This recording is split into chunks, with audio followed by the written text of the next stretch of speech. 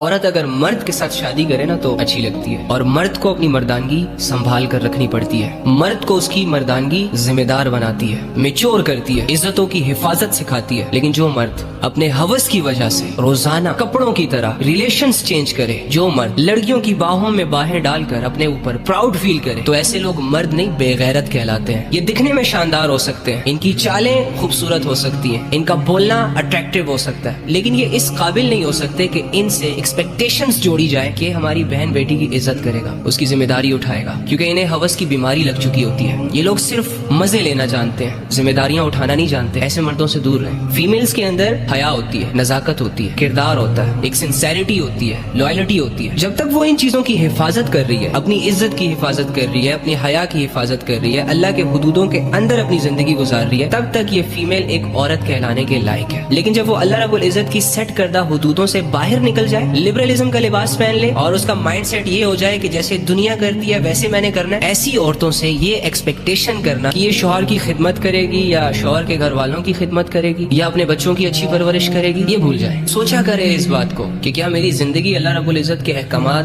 قاعدے اور قانون کے مطابق گزر رہی ہے یا اپنی منمانیوں کے حوالے ہو چکا ہوں؟ کیا میری زندگی میں اللہ اور اس کا رسول میٹر کر رہا ہے یا صرف لوگ ہی میٹر کر رہے ہیں، یا جن چیزوں کا سکوپ ہوگا وہی میٹر کرے گا؟ زندگی بہت مختصر ہے، تمہارا ایک فیصلہ تمہیں بہت آگے تک لے جا سکتا ہے۔ اللہ کے لیے کی گئی تمہاری چھوٹی سی ایفرٹ اللہ رب العزت کی نظروں میں تمہیں بہت اونچے مقام تک لے جا سکتی ہے۔